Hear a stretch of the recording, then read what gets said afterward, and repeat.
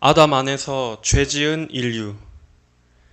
아담은 일들을 자기 손으로 처리하고 하나님을 배역하며 하나님의 법을 발로 짓밟아 버렸다. 아담의 행동과 그 행동에 따라온 범우주적인 비참 사이의 관계를 연구하는 것이 우리에게 마땅하다. 왜냐하면 그 일은 우리 속에나 우리 밖에서 일어나는 복잡 미묘한 모든 혼돈을 푸는 실마리를 제공하기 때문이다. 그것은 어째서 영아들이 모태로부터 하나님과 멀어져 있는지 그 이유를 설명해 준다. 또한 우리 각자가 세상에 태어날 때 무엇보다도 기만적이고 절망적으로 악독한 마음을 가지고 태어나는지 그 이유를 말해준다. 그것은 아담이 자기를 지으신 분의 인정을 모두 상실했으며 그 조물주의 무서운 불쾌를 불러일으키므로 모든 무시무시한 결과를 가져왔기 때문이다. 아담 안에서 우리는 행위 언약을 어겼다. 우리는 아담의 범죄 속에서 범죄했고 아담의 범법 속에서 범법했다. 그럼으로써 우리는 하나님의 은택에서 떨어지고 하나님의 의로운 저주 아래에 들어갔다. 스코트는 이렇게 말했다. 인간이 그렇게 배도했고 하나님께서 경노하셨다. 그리고 성령께서 그의 더러워진 성전을 버리셨다. 부정한 영이 그 자리에 서게 되고 하나님의 형상은 일그러졌으며 사단의 형상이 대신 그 자리에 부과되었다. 인류는 그 머리의 죄로 말미암아 가장 공포스러운 도덕적 문둥병의 상태로 떨어져 파멸되었다. 우리의 세계는 타락된 세계이다. 그 세계는 하나님과 거룩을 반대하며 불의가 가득 차고 사망이 왕노릇하며 정욕과 범죄가 특징을 이루며 고난과 비참이 가득한 세상이다. 그러므로 바울은 이렇게 썼다. 이러므로 한 사람으로 말미암아 죄가 세상에 들어오고 죄로 말미암아 사망이 왔나니 이와 같이 모든 사람이 죄를 지었으므로 사망이 모든 사람에게 이르렀느니라. 로마서 5장 12절. 창세기 3장에 비춰보면 그 진술은 깜짝 놀랄 만한 진술이다. 왜냐하면 창세기 3장은 아담보다 먼저 하와가 타락한 것을 분명히 보여주고 있기 때문이다. 그런데 어째서 한 여자라고 말하지 않는가?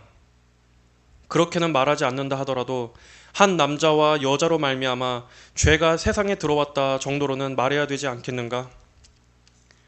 토마스 구딘이 오래전에 지적한 바와 같이 모세가 아담의 타락의 역사를 우리에게 말하고 바울이 그 타락으로 말미암아 온 그 비참과 귀추들을 설명하기 때문이다. 다른 말로 해서 로마서 5장은 에덴의 비극의 의미와 범위를 우리에게 열어 보여준다. 로마서 12장 5절의 첫 번째로 나오는 단어는 논리적인 전제가 거기에서 채용되고 있음을 직시한다. 가치와 그와 같이라는 말로써 그 점이 확증된다. 하와에 대해서 전혀 언급이 없는 이유는 그 다음의 진술 전체를 통해서 모든 인류의 정죄를 다루고 있고 모든 인류가 낮은 차원으로 떨어진 것을 다루고 있지 않기 때문이다. 정죄는 우리의 법적 대표자의 인격 속에서 우리가 하나님을 반역했다는 근거 위에서만 선고된다. 그러한 차원에서 아담만이 범죄했기 때문에 하와는 전혀 언급이 없다. 머릿격은 언제나 남자에게 속한 것이지 여자에게 속한 것이 아니기 때문이다. 우리가 더 진행해 나가기 전에 로마서 5장에 나타난 이 가장 중요한 대목의 관계를 숙고해 보도록 하자. 바울은 로마서 3장 20절까지 해서 인류의 부패와 죄악성을 상세하게 다루었다. 그리고 그리스도인들마저 중생하지 않았을 때는 경건하지 않았고 연약하여 하나님께 대하여 원수였음을 선언하였다. 로마서 5장 6절 10절. 여기서 그는 어째서 그러하였는지 그 이유를 밝힌다. 아담의 범죄가 원인과 원천이 된 것이다. 둘째로 그는 자신들이 거룩한 한 아버지 아브라함의 후손들이기 때문에 자신들은 거룩하다고 생각했던 유대인들의 거만하고 잘못된 관점을 논박한다. 로마서 2장 17절부터 3장 9절까지. 그들은 본질적으로나 실제적으로 자기들이 절망적인 상태에 처해 있다는 사실을 바르게 평가하지 못했다. 그들은 또한 자기들이 하나님의 은혜를 얼마나 필요로 하고 있는가에 대한 의식도 가지지 못했다. 여기서 사도는 유대인들로 하여금 아브라함보다 더 높은 조상인 아담을 되돌아보게 한다. 아담은 이방인이나 유대인 모두의 아버지였다. 이방인이나 유대인 모두가 다 그 아담의 죄책에 함께 동참했고 그의 저주를 함께 물려받았다. 셋째로 바울은 믿음으로 말미암아 의롭다함을 얻는다는 장엄한 교리를 설파하였다. 로마서 3장 21절부터 31절까지. 아브라함과 다윗의 경우를 들어 그 교리를 예증했다. 여기서 그는 아담이 그리스도의 표상이었음을 보여준다. 로마서 5장 14절. 그래서 그는 아담이 자기의 종족에 대하여 가졌던 관계와 그리스도께서 자기 자손들과 가졌던 관계를 유추적으로 설명한다. 아담과 그리스도는 많은 사람을 위한 대표로 행동했다. 그러므로 전가에 대한 복음적인 원리, 그리스도의 의가 믿는 자의 것으로 여겨지는 이 복음적인 원리는 전혀 꾸며낸 것이 아니라 하나님께서 처음부터 세워놓으셨던 원리와 부합하는 것이다. 바울은 그 사실을 밝혀준다. 그것이 한 사람에 의해서만 되어졌다는 것을 주목하라. 그러나 정확히 죄가 세상에 들어왔다라는 말은 무엇을 의미하는가? 세 가지 측면의 설명이 가능하다. 첫째로 불순종의 행동으로서의 죄, 한 사람으로 말미암아 시작된 하나님께 대한 반역이다. 그러나 창세기 3장은 다른 측면에서 죄를 보여준다. 하와가 먼저 하나님의 법을 어겼다는 것이다. 둘째, 부패의 원리로서의 죄, 곧 한 사람으로 말미암아 우리의 죄의 본성이 기원되었다는 설명이다.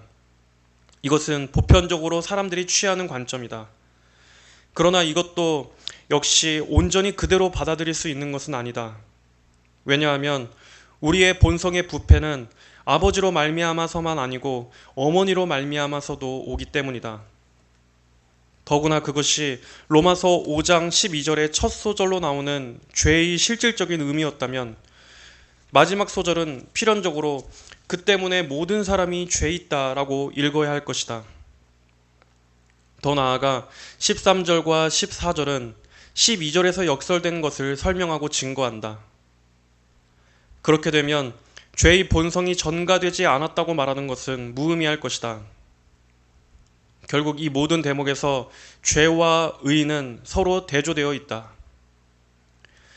그리고 여기서 말하는 의는 법정적인 의지, 실제의 체험적인 의는 아니다. 또한 우리에게 여겨진 것이지 우리에게 주입된 것이 아니다. 이 대목에서 말하는 의는 거룩한 본성을 의미하지 않고 율법의 요구에 순응하는 것을 의미한다.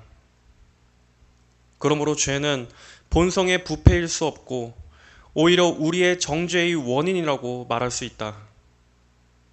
그렇게 해서 셋째로 한 사람으로 말미암아 죄책이 세상에 들어왔고 온 인류가 하나님의 진노를 받게 되었다.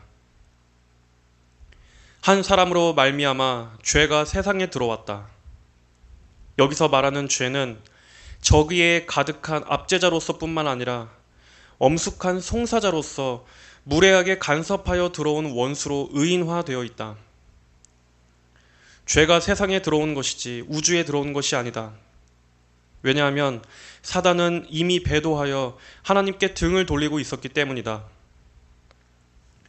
또 죄로 말미암아 사망이 왔다는 데서 여기서 말하는 이 사망은 단순한 육체적인 와해에만 국한돼서는 안 되고 오히려 아담의 범죄로 말미암아 온 벌책적 귀추로 이해되어야 마땅하다. 이 대목 전체에서 사망은 생명에 반대되어 있다.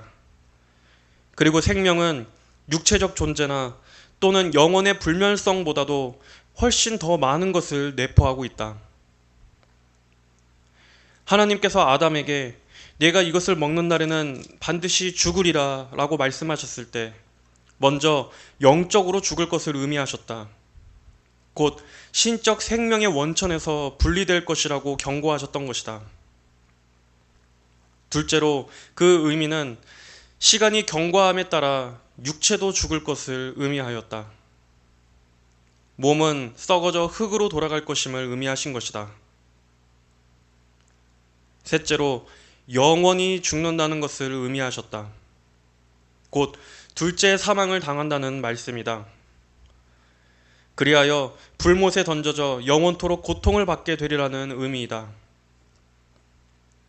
모든 사람들이 이처럼 한 사람의 죄에 연루되어 있었기 때문에 사망이 모든 사람들에게 이르렀다. 그 말은 악의 원리로서의 사망이 아담의 후손의 본성을 부패시키도록 허락받았다는 의미가 아니다. 오히려 형벌적인 의미에서 사망 선고가 모든 사람들에게 떨어졌다는 의미이다. 모든 사람들은 아담의 범죄에 대한 책임을 함께 져야 하기 때문에 아담의 범죄의 귀추 또한 함께 당해야 한다. 사도는 한 사람의 죄와 많은 사람들에게 결과된 비참 사이의 관계를 보여주려는 의도를 가지고 있었다. 아담의 불순종으로 인하여 모든 사람들이 하나님 앞에서 죄인 되었다. 곧 범행을 저지른 범인으로 간주되었다는 말이다. 그러므로 아담에게 떨어진 선고를 모든 사람들이 함께 받아야 한다. 아담 안에서 모든 사람들이 죽었다. 고린도전서 15장 22절. 그 말씀들은 그 앞절에 있는 사람으로 인하여 사망이 왔다는 소절을 설명하여 모든 사람들이 본질상 우리 인류의 언약적인 머리와 가진 관계 때문에 죽었음을 보여준다. 곧 모든 인류가 아담과 가진 법적인 연합 때문에 죽은 것이다. 육체적인 죽음마저도 본성의 빛보다 훨씬 더 큰 것이고 우리의 연약한 성질에서 필연적으로 나와야 하는 것보다 사실 더한 것이다. 육신적인 죽음은 하나의 벌책적 고통이요 죄의 싹스의 일부이다. 우리가 죽음에 복종해야 되는 것은 연대적인 대표 관계에서 우리의 대표인 아담 안에서 있었기 때문이다. 우리는 아담의 죄책과 형벌을 함께 나누기 때문에 그의 타락한 본성도 함께 지니고 있는 것이다. 우리가 이 세상에 태어날 때 무죄한 피조물로 태어나는 것도 아니고 우리 스스로 결정권을 가지고 태어나는 것도 아니다. 오히려 우리는 하나님의 법에 의하여 사망의 정죄를 받은 피의자로 세상에 들어온다. 남녀노소 할 것 없이 모두 다 하나님 앞에 서 있는 죄 있는 자로 판단받는다. 우리가 정죄당하는 근거는 우리 자신 밖에 있다. 내적인 부패와 하나님으로부터 우리가 분리된 것은 우리가 정죄당하게 된 원인이 아니라 결과이다. 우리의 개인적인 어떤 행동보다도 더 우선하며 하나님의 율법에 의해서 저주받은 자로 선다. 사망이 죄에 대한 벌책적 선고이기 때문에 죄의 결과로 임하였다. 그러므로 그 선고는 죄책이 한 사람도 예외 없이 모든 사람에게 떨어진다는 것이다. 만일 사망이 모든 사람에게 이르렀다면 그것은 모든 사람이 죄가 있기 때문이며 모든 사람이 법적으로 아담의 범죄에 동참했었기 때문임이 틀림없다. 그 추론이 아무리 명백하고 필연적인 것이라 할지라도 우리는 그것을 스스로 묘사할 권한이 없다. 사도는 그것을 다음의 말씀으로 명백히 진술한다. 모든 사람이 범죄했기 때문에, 그 말은 모든 사람들이 범죄한 결과로라는 의미이다. 여기에 어째서 사망 선고가 모든 사람들에게 내려졌는지 그 이유에 대한 하나님의 답변을 소개하고 있다. 사도는 여기서 모든 사람들이 개인적으로 죄를 지었다고 말하지 않고 대표 관계의 차원에서 죄를 지었다고 말하고 있다. 죄를 지었다는 말에 대한 헬라어 동사는 부정과거 시제로 되어 있다. 부정과거 시제는 언젠가 끝나버린 어떤 과거의 행동을 나타내는 동사 형태이다. 율법의 저주가 우리에게 떨어진 것은 우리가 죄에 있기 때문이 아니라 우리의 언약적 머리가 죄 지을 때 연대적으로 함께 죄책을 가졌었기 때문이다. 로마서 5장 12절에서 사도는 인류 전체의 부패를 가리켜 말하고 있지 않다. 인류의 첫 부모들의 죄로 인해 인간성의 샘들이 더럽혀진 것만은 사실이다. 그러나 사도 바울은 그보다 훨씬 뒤로 나아가 원인을 다루고 있다. 도덕적 부패란 그 원인에서 발생한 여러 결과들 중에 하나에 불과하다. 썩은 나무는 썩은 열매 외에는 아무것도 맺을 수 없다. 그러나 어째서 우리는 썩은 마음을 가지고 태어나는가?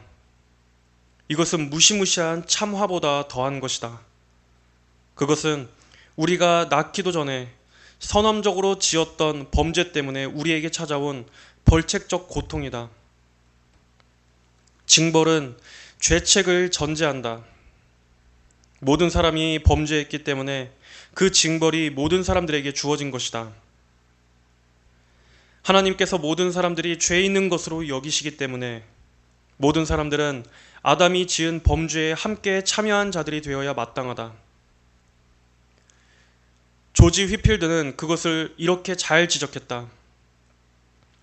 나는 분별이 있는 어떤 사람이 인간적인 부패를 지니고 있으면서 그 인간적인 부패가 전가와 필연적으로 관련되어 있다는 사실을 발견하지 못한다는 것에 놀라움을 금치 못한다.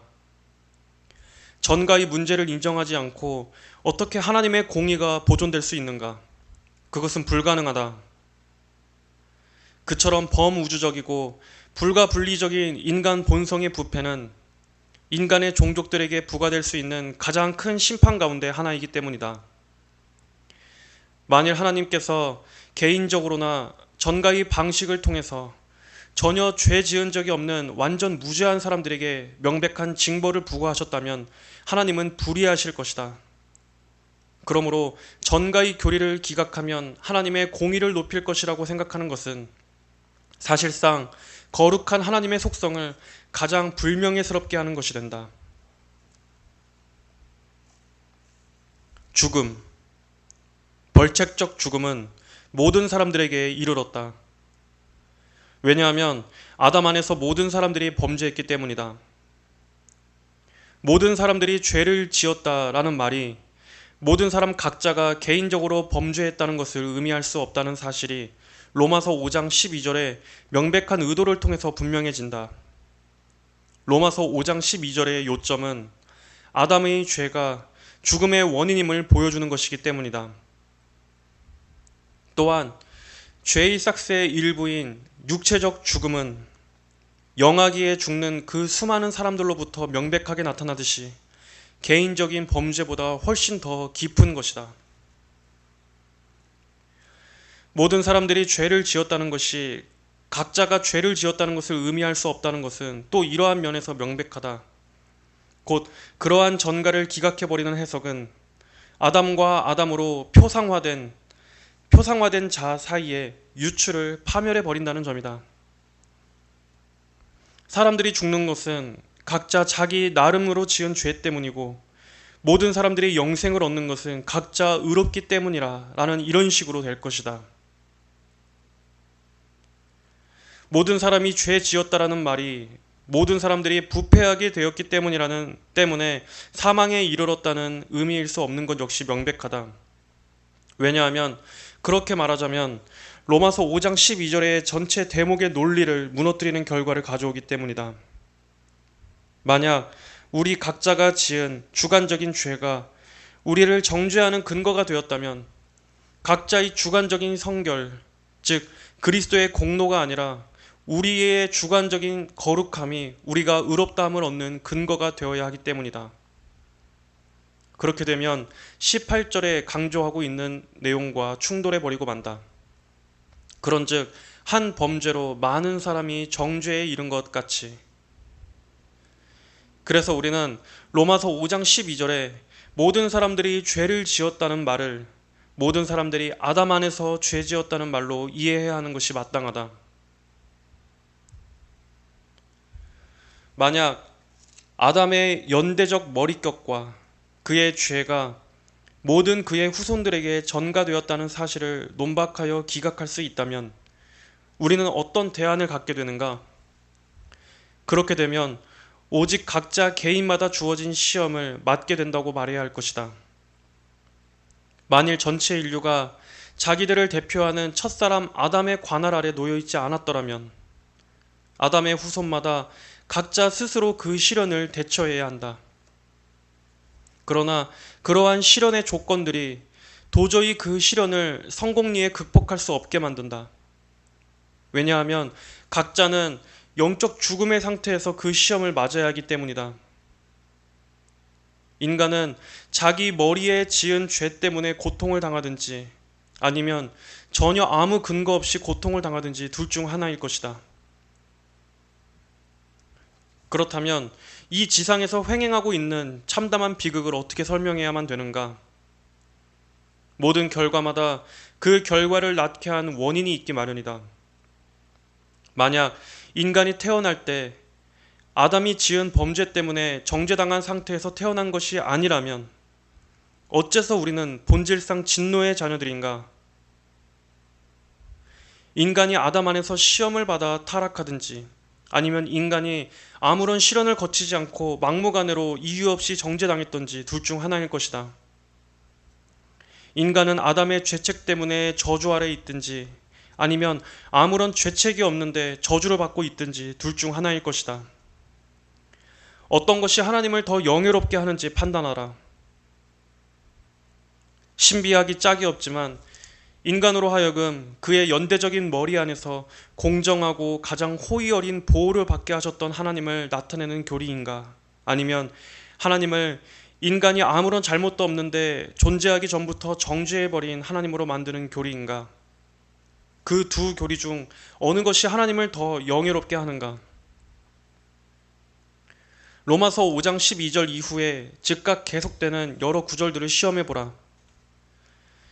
그 구절들은 우리가 지금 현재 다루고 있는 국면과 관련하여 볼 때 대단히 깊은 중요성을 가지고 있을 뿐 아니라 그 구절들의 의미를 오늘날 사람들이 별로 이해하지 못하고 있다. 왜냐하면 그 구절들은 강단이나 신앙 매체에서조차 발견되는 적이 드물기 때문이다. 로마서 5장 13절 14절에서 사도는 우리 자신 각자가 지은 범죄에 대해서는 전혀 주목하지 않고 아담이 지은 죄의 결과들만 보여주고 있다. 바울은 이 구절들에서 육체적 죽음의 보편성이 오직 한 가지 근거에 의해서만 만족한 설명을 얻을 수 있음을 지시한다. 곧 육체적 죽음의 보편성은 첫사람의 범죄 때문에 부과된 형벌적인 고통이라는 것이다. 13절의 논증은 다음과 같다.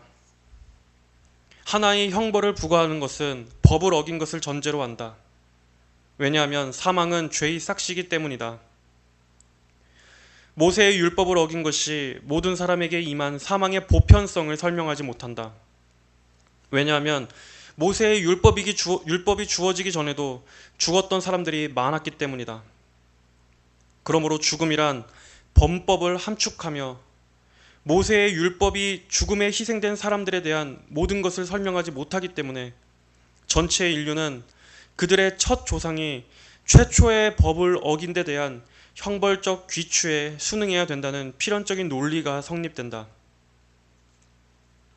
죄가 율법이 있기도 전에 세상에 있었으나 13절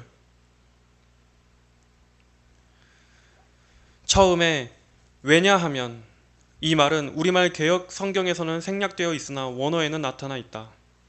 이 왜냐하면이라는 말은 사도가 이 13절에서 12절의 역설에 대한 증거를 제시하려 하고 있다는 것을 암시한다. 여기서 율법이란 모세의 율법을 가리킨다. 이 로마서 5장 12절 이하의 전체 대목에서 여기서 말하는 죄는 정죄의 법정적 근거로서 문제되는 죄책을 의미하며 인간 본성의 부패를 말하고 있지 않다. 또 여기서 세상이란 전체의 인류를 함축하는 말이다. 모든 사람들이 저주를 받았다. 온 땅의 재판장에 의해서 전체 인류는 그렇게 간주되고 취급받는다. 12절에서 아담의 원죄의 모든 일과 동참하였다고 진술했다. 그리고 그 결과로 모든 사람들이 아담의 원죄의 형벌에 역시 동참했다고 진술하고 있다. 바울은 이제 모든 사람이 아담 안에서 죄 지었다는 자기의 역설을 변호하고 확대시키기 위해서 잠시 멈추어 선다. 바울이 사용하고 있는 방식은 나타난 결과에서 원인으로 거슬러 추적하는 논증 방식이다. 그 논증은 무언가 함축적인 의미를 가지고 있으며 자세한 주의를 요한다. 그러나 그 논증이 사망에서 죄로, 죄에서 율법으로 진전되어 나가고 있다는 것을 알기만 하면 그 논증 과정을 따라가는 데에는 별 어려움이 없다. 모세의 율법이 전해지기 전에도 죄가 세상에 있었다. 그것은 에덴 동산에서 시내산까지 죽음이 모든 사람을 장악했다는 사실로부터 명백해진다. 창세기 5장에서부터 죽었다라는 말이 계속 반복되는 것을 주목하라. 그렇게 보면 그 논증은 간단하다. 그러나 다음의 요점이 보다 더 난해하다. 율법이 없을 때에는 죄를 죄로 여기지 아니하느니라. 로마서 5장 13절. 많은 사람들은 이 소절의 의미를 이해하지 못한다. 그것은 사도가 논증해 나가는 과정을 이해하지 못했기 때문이다. 많은 사람들은 이 소절의 의미가 모세 전에도 세상에 죄는 있었지만 죄 있는 사람들을 죄인으로 여기지 아니하였다는 것으로 상상했다. 그러한 생각은 잘못되었을 뿐만 아니라 무모하기 짝이 없다. 죄가 존재하는 곳에서 거룩한 하나님은 그것을 죄로 여기셔야 한다. 하나님께서는 노아의 홍수 사건이 명시하여 주듯이 아예 처음부터 죄를 죄로 취급하셨다. 율법이 없을 때에는 죄를 죄로 여기지 아니하느니라. 어째서 그러한가? 죄나 죄책이 율법과 관련되어 있기 때문이다. 죄나 정죄는 율법을 전체적으로 함축한다. 법이 없이는 죄가 있을 수도 없다. 법이 존재하지 않는 곳에 어떤 사람도 죄에 대한 책임이 없다. 왜냐하면 범행이란 하나의 법 조항을 어긴 것을 전제하기 때문이다. 그래서 어떤 사람이 죄에 있다고 판단된다면 그 사람이 곧 법을 어겼다고 말하는 것이나 같은 일이다. 이 요점은 로마서 5장 14절을 읽도록 우리를 준비시킨다. 로마서 5장 14절은 모세에게 주어진 한 법이 어겨졌고 따라서 하나님께서는 모세보다 훨씬 오래전에 그 법을 어긴 자를 죄인으로 다루셨다는 증거를 제시한다. 그러나 아담으로부터 모세까지 사망이 왕노릇하였나니 라는 말씀을 읽어보라. 법이 없으면 죄가 없으며 범법이 없으면 사망도 없다는 것이 사실이긴 하지만 그러함에도 인류 역사의 초기 25세기 기간에도 사망이 왕노릇했다는 것은 신적으로 확증되는 사실이다. 곧 인류는 모세의 법보다 앞섰던 한 법을 범한 것임에 틀림없다는 것이다. 그래서 14절은 12절과 13절에 대한 우리의 해석을 잘 밝혀준다. 사람들이 시내산에서 모세를 통해서 주신 법이 있기 전보다 먼저 죽었으니 그렇게 죽을 수밖에 없었던 또 다른 이유와 근거가 존재함에 틀림없다. 사망이 왕노릇했다는 말을 주목하라. 사망은 변박될 수 없는 정당한 권한을 행사했다.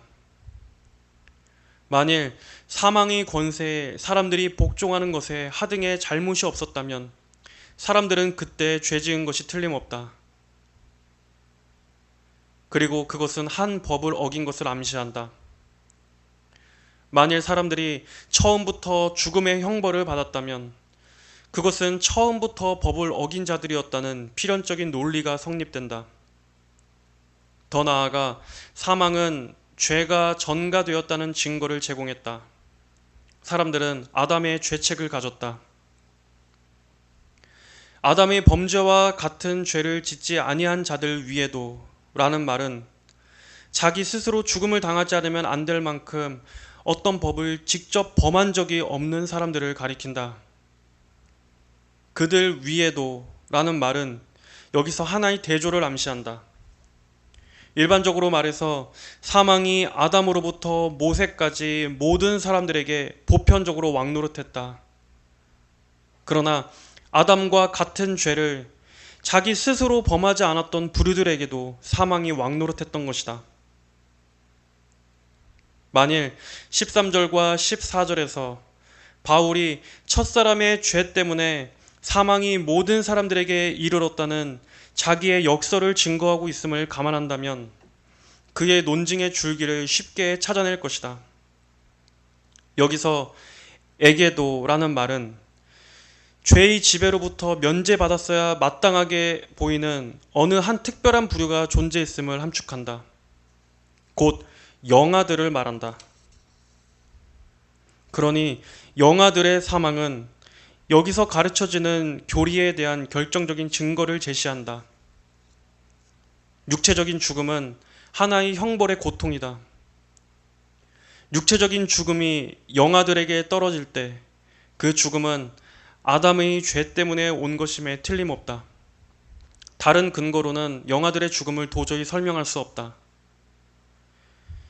영아기에 죽은 자들은 모든 사람들이 아담 안에서 범죄했으며 그의 악이 불러온 귀추들을 같이 당한다는 최고의 증거를 제공한다. 사도는 14절 끝에서 아담이 오실자의 표상이었다고 진술한다. 아담은 자기 백성에 대해 연대적인 머리요 법적인 대표자인 그리스도를 예표했다.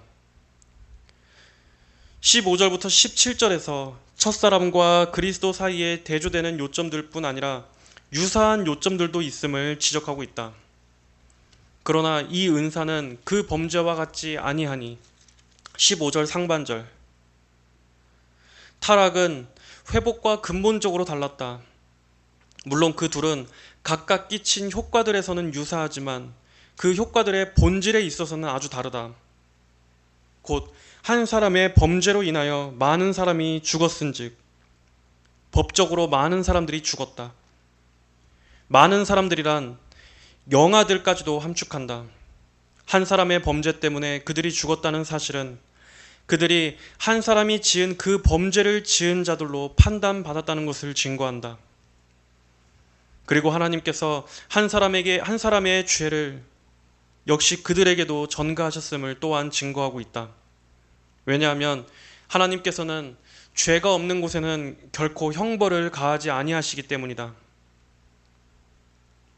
더욱 하나님의 은혜와 또는 한 사람 예수 그리스도의 은혜로 말미암은 선물이 많은 사람에게 넘쳤으리라. 15절 종반절. 여기서 첫 번째 대조가 묘사된다. 곧 공의와 은혜 사이의 대조이다. 여기서 더욱 많은이라는 말이 수적으로 많다는 것을 의미하지는 않는다.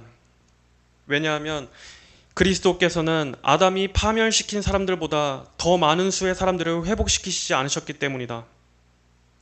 아담은 자기 위 모든 후손들을 한꺼번에 타락시켰기 때문이다. 이 더욱 많은이라는 말은 또한 죄가 가져오는 효과보다 더 풍성하고 유효하다는 것을 의미하지도 않는다. 죄의 효과는 20절에 드러나 있다.